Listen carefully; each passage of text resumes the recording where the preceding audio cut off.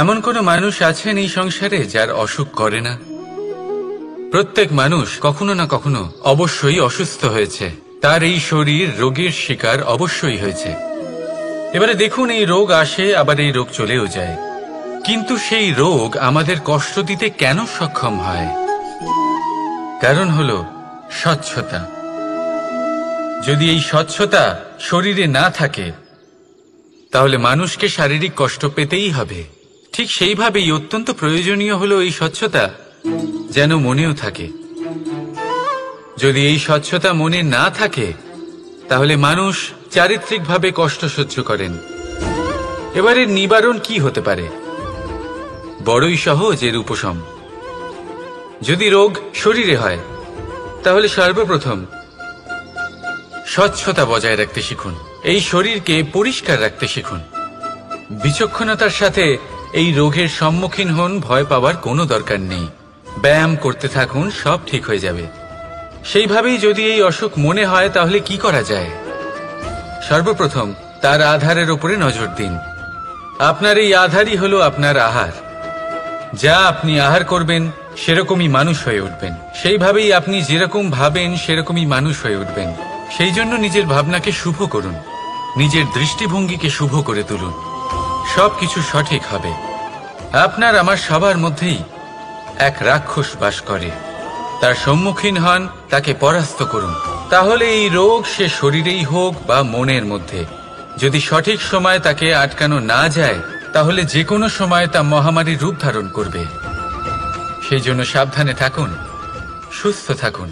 একজন মানুষ অন্য মানুষের সাথে শত্রুতা করে বসেন, দুজন ঘনিষ্ঠ বন্ধু।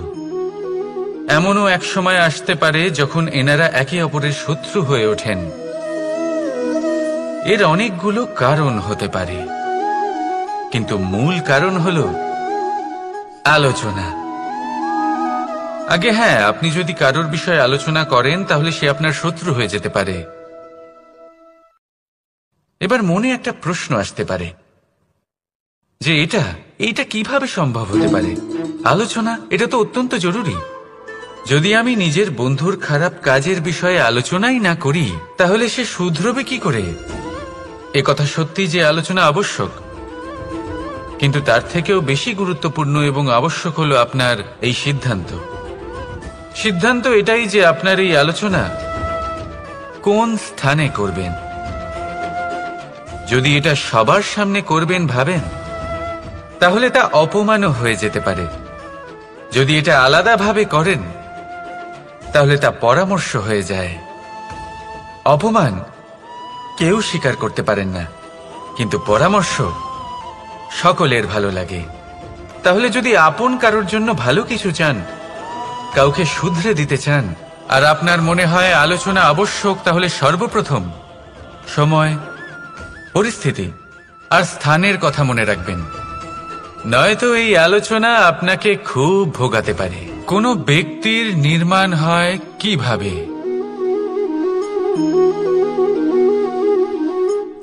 কেউ বলবেন পঞ্চতত্ত্বের দ্বারা, কেউ বলবেন আত্মা, দেহ ও চেতনার দ্বারা, কেউ বলবেন ঈশ্বরের কৃপার দ্বারা, তো কেউ বলবেন এই প্রকৃতির পরীক্ষার দ্বারা। না, মানুষের নির্মাণ হয়ে থাকে বিশ্বাস দ্বারা। ব্যক্তি তখনই গড়ে ওঠেন যখন ব্যক্তিত্ব থাকে, ঠিক কিনা? আর ব্যক্তিত্ব তখনই হবে আর সেরকমই হবে যেরকম বিশ্বাস আপনি নিজের উপরে রাখবেন। যদি আপনি মনে করেন আপনি বিষের ন্যায় হবেন তাহলে আপনি বিষাক্তই হবেন। যদি আপনি এটা মনে করেন যে আপনি অমৃতের ন্যায় হবেন তাহলে আপনি অমরই হয়ে যাবেন। যদি আপনি নিজের উপরে বিশ্বাস রাখেন যে আপনি সংসারের সব থেকে উঁচু পর্বতের শিখরে পৌঁছতে পারবেন তাহলে আপনি অবশ্যই পৌঁছবেন। যদি আপনার এরকম মনে হয় যে আপনি এরকম কখনো করতে পারবেন না তাহলে এরকম কখনোই হবে না। ভেবে দেখবেন, বিশ্বাসের মধ্যেই বিশ্ব বাস করে থাকে। তো আপনার অস্তিত্ব কেন করবে না? যেমন বিশ্বাস আপনি নিজের উপরে রাখবেন, তেমনই আপনি হয়ে উঠবেন। সেই জন্য নিজের উপরে বিশ্বাস রাখুন। আর হ্যাঁ, ভালোবেসে বলুন, রাধা রাধা। কি ভাবছেন? আজ কৃষ্ণ রথীর স্থানে বসে আছে, যেখানে ওর সারথীর স্থানে বসা উচিত ছিল। এটাই ভাবছিলেন তো? অনেক সময় এমন হয় যে আমরা যা দেখছি তা সত্যি হয় না। যেমন সূর্য। সূর্যকে আমরা দেখতে পাই কারণ তাকে দেখা যায়। তবে সত্যি হলো এটাই যে আমরা সূর্যকে দেখতে পাই কারণ আমরা সূর্যকে দেখি। এবার নিজের চোখ বুজে ফেলুন। এবার দিন না রাত কিছুই যায় আসে না। ঠিক সেইভাবে ধর্ম স্থাপনের এই কাজে, ধর্মের এই পথে আমি সারথি নই, আমি হলাম রথী। আর আমি খুঁজে চলেছি সেই সারথি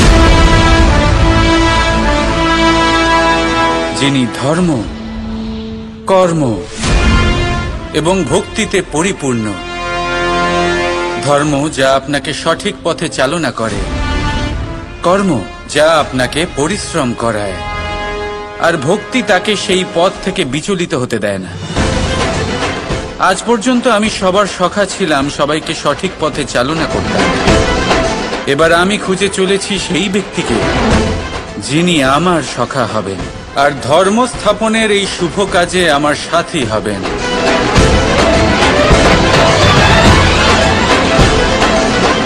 বন্দে কর্মা, বন্দে ধর্মা,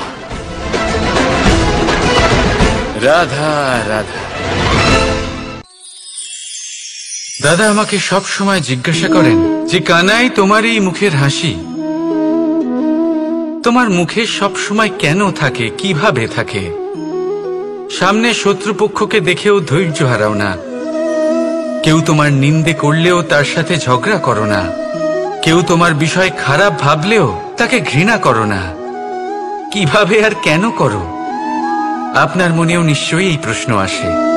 এবারে বলি, এর উত্তর অত্যন্ত সরল। কখনো দেখেছেন গরু আর তার বাচ্চাকে কিভাবে সে তার মায়ের দুগ্ধ পান করে? সুখে থাকে কারণ ও জানে যে ওর মা এই দুগ্ধরূপী অমৃত ওকে খাওয়াতেই থাকবে।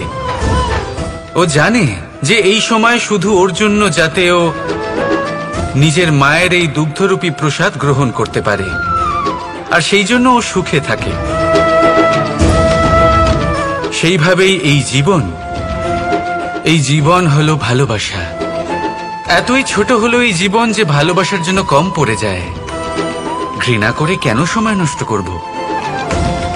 আমি এটাই করি, আপনিও এটাই করুন। ভালোবাসুন, সবার মধ্যে ভালোবাসা ছড়ান, আর এই ভালোবাসার সাথেই বলুন, রাধা রাধা। যুদ্ধ। আমরা সবসময় আমাদের জীবনের প্রত্যেকটা যুদ্ধ জয় করতে চাই। এমন কোনো যুদ্ধ নেই যে আমরা হারতে চাই। কিন্তু যুদ্ধ জয় করার জন্য সবসময় আক্রমণ করা বা শত্রুর সামনে গিয়ে দাঁড়িয়ে পড়া, তা কিন্তু সঠিক পদ্ধতি নয়। আর এটা যে সবসময় জয় এনে দেবে তাও নয়। জেতেন তিনি যিনি আগে শান্ত হয়ে শত্রুকে দেখেন, বোঝার চেষ্টা করেন, পরখ করেন, তার শক্তির সম্পর্কে অনুমান করেন, পরিকল্পনা করেন, আর তারপর বিবেক দিয়ে তার সম্মুখীন হন। কারণ শত্রু যে কেউ হতে পারে। শত্রু একজন মহাযোদ্ধা হতে পারে, আবার হতে পারে এক মহাব্যাধিও। যদি যোদ্ধা হয় তাহলে তার শক্তিকে বুঝুন, তার দুর্বলতা বুঝুন। আর যদি ব্যাধি হয় তাহলে তার ছড়ানোর কারণ বুঝুন, আর তারপর সেই কারণের উপর প্রহার করুন। রোগ মুক্ত হয়ে যাবে, আর তাকে পরাস্ত করা অত্যন্ত সহজ হয়ে যাবে। মনে রাখবেন, প্রত্যেক যুদ্ধ কিন্তু সীমান্তে লড়া হয় না। কিছু যুদ্ধ এমনও হয় যাতে ঘরে বসে জয়লাভ করা সম্ভব। তাহলে আপনিও এই যুদ্ধ জিতুন, আর আমার সাথে ভালোবেসে বলুন, রাধা রাধা। বর্ণমালার সব থেকে প্রথম অক্ষর হলো ক। হয়তো সেই জন্যই এই জীবনের, এই সংসারের সব থেকে প্রথম এবং গুরুত্বপূর্ণ জিনিস হলো কর্ম। এবার এই কর্ম আসলে কি? জন্মগ্রহণ থেকে মৃত্যু পর্যন্ত এই জীবনকালে মানুষ যা কিছু করে থাকেন সেটাই হলো ওনার কর্ম। এটা যা কিছু হতে পারে, দয়া করে দান করা ভিক্ষা, আবার ছলনা করার বাসনা নিয়ে বলা কোনো মিথ্যা। এবার একটা মানুষের কর্ম সমগ্র মানব জাতির প্রারব্ধ নির্ধারিত করতে পারে। এতটাই শক্তি থাকে এই কর্মে। যদি কথা বলা হয় ধর্ম স্থাপনের সারথীর, তাহলে তার সব থেকে গুরুত্বপূর্ণ গুণ হলো তার কর্ম। সেজন্য আমি খুঁজে চলেছি এমন একজন ব্যক্তি যিনি শুধু বীর নন, যিনি কর্মবীর। কারণ এই রথের দড়ি হোক বা সংসারের আশা, এই দুটোই তিনি সামলাতে পারবেন। এবার এটাই দেখতে হবে এই স্বয়ম্বরে এমন কোন ব্যক্তি আছেন যিনি নিজের এই কর্মকে পূর্ণ নিষ্ঠার সাথে পালন করতে পারেন। আসুন আমার সাথে ভালোবেসে বলুন রাধা রাধা। পলায়ন করা অর্থাৎ পালিয়ে যাওয়া, কোনো পরিস্থিতি বা বিপদের থেকে মুখ ঘুরিয়ে পালিয়ে যাওয়া। অনেক সময় আমরা জীবনে এটা করে থাকি, অনেক সময় সেটা উচিত, কারণ সব থেকে শ্রেষ্ঠ যুদ্ধ হলো সেটাই যা কখনো লড়াই হয়নি। কিন্তু যদি আপনার পালিয়ে যাওয়ার ফলে এদিকে পাপ বৃদ্ধি পেতে থাকে, তাহলে সেই পলায়ন হলো অনুচিত। সেখানে যুদ্ধ করা অতি আবশ্যক হয়ে ওঠে। শান্তি সবাই চান, শান্তি হলো সর্বশ্রেষ্ঠ। আর কখনো কখনো এই শান্তিকে বজায় রাখার জন্য মহাযুদ্ধ লড়তে হতে পারে। যদি আপনি পলায়ন করেন নিজের স্বার্থের থেকে, তাহলে উচিত কাজ, বরং শ্রেষ্ঠ। কিন্তু যদি আপনি পলায়ন করেন ধর্ম স্থাপনার কাজ থেকে, তা উচিত নয়। এই সংসারের ভাগ্যের মঙ্গলের জন্য অনেক সময় অনিমন্ত্রিত স্বয়ম্বরে যেতে হয়, কারণ ধর্ম স্থাপনার এই কাজ পলায়ন করে নয়, কর্মের পালন করে করতে হয়। তাহলে পলায়ন করুন স্বার্থের থেকে, কুকর্মের থেকে, কুচিন্তার থেকে, অহংকার থেকে, আর পালন করুন ধর্মের, পালন করুন কর্মের। বন্দে ধর্মা, বন্দে কর্মা। রাধা রাধা। প্রতিজ্ঞা ছোট একটা শব্দ, কিন্তু এর মধ্যে শক্তি অনেক থাকে। যে ব্যক্তি প্রতিজ্ঞা পালন করেন তাতে অটল থাকেন, সংসার তাকে সম্মান করে। আর যে ব্যক্তি এটা করতে পারেন না, তিনি বদনামের ভাগীদার হয়ে যান। এবার এটা আমরা সবাই জানি, কিন্তু দেখুন এই প্রতিজ্ঞার পালন কি যে কোনো পরিস্থিতিতে, সেই যাই হোক না কেন, করা উচিত? অর্থাৎ সংসার এদিক থেকে ওদিক হয়ে যাক, কিন্তু আমি আমার প্রতিজ্ঞায় অটল থাকব, এটা কি উচিত? এবার এটা আমরা বুঝবো একটা উদাহরণের দ্বারা। ধরুন আপনি আজ একটা প্রতিজ্ঞা নিলেন, বনের একটা সিংহকে আপনি রক্ষা করবেন। এ তো খুব ভালো কথা যে আপনি কারোর প্রাণ রক্ষা করবেন। আপনি শিকারীর হাত থেকে ওকে রক্ষা করবেন, ওকে বিপদের হাত থেকে রক্ষা করবেন। এতে প্রকৃতির ভারসাম্য বজায় থাকবে। কিন্তু যদি এই সিংহ নির্দোষদের ওপর আক্রমণ করে, তখনও কি এর প্রাণ রক্ষা করা উচিত হবে? তখনও কি নিজের প্রতিজ্ঞায় অটল থাকা উচিত হবে? না, কারণ তখন এটা পাপে পরিণত হবে। কোন রকম প্রতিজ্ঞা, কোন রকম প্রতিশ্রুতি যদি এই প্রকৃতির ধ্বংসতে সহায়ক হয়, যদি ভারসাম্য নষ্ট হয়, তাকে ওখানেই ভেঙে দেওয়া উচিত। আর এটা আপনাকে শিখতেই হবে, সময়ের সাথে আপনাকে বদলাতে হবেই। কারণ যিনি সময়ের সাথে বদলান না, সেই প্রকৃতি তার ব্যক্তিত্ব বদলে দেন। মনে রাখবেন, সেটাই হলো প্রতিজ্ঞা, সেটাই হলো প্রতিশ্রুতি যা এই সংসারের মঙ্গল করে। নয়তো সেটা হলো পাপ, যে পাপের শাস্তি প্রকৃতি আপনাকে অবশ্যই দেবে। তাহলে আসুন আমার সাথে বলুন, বন্দে ধর্মা বন্দে কর্মা, রাধা রাধা। এই স্বয়ম্বরে আসার আমার একটাই উদ্দেশ্য ছিল, আমার এই ধর্ম স্থাপন করার কাজের জন্য একজন সারথি নির্বাচন করা। আর ধর্মবীর এবং কর্মবীরের নির্বাচন তো হয়েই গেছে। এবার এটাই দেখতে হবে যে জ্ঞান কার মধ্যে রয়েছে, কে আছেন যিনি মহাজ্ঞানী। এবার বলি, যে জ্ঞানের কথা আমি বলছি তা সেই জ্ঞান নয় যা বই থেকে পাওয়া যায়। এটা সেই জ্ঞান নয় যা বটগাছের মতো বিশাল আকার হয় বা পর্বতের মতো অটল হয়। না, আমি যে জ্ঞানের কথা বলছি এটা হলো সেই জ্ঞান যা জীবনের পাঠশালা থেকে শেখা হয়। জীবনের প্রত্যেকটা ঘটনা থেকে এই শিক্ষা পাওয়া যায়, যা হলো বাতাসের মতোই সরল আর জলের মতো নিজের পথ সে নিজেই বানিয়ে নেয়। আমি সেই জ্ঞানের কথা বলছি। এবারে দেখতে হবে কে এই মহাজ্ঞানী, কে আছেন যার মর্যাদার বিষয়ে জ্ঞান রয়েছে, কে আছেন যিনি শাস্ত্র এবং শস্ত্রের মতোই বিনম্রতারও জ্ঞান রাখেন। এমন কে আছেন সেটাই তো দেখতে হবে, কারণ ধর্মের এই রথকে অগ্রসর করার জন্য জ্ঞানের চাকা অত্যন্ত গুরুত্বপূর্ণ। তাহলে আসুন আমার সাথে ভালোবেসে বলুন, রাধা রাধা। কোন ব্যক্তির নির্মাণ হয় কিভাবে?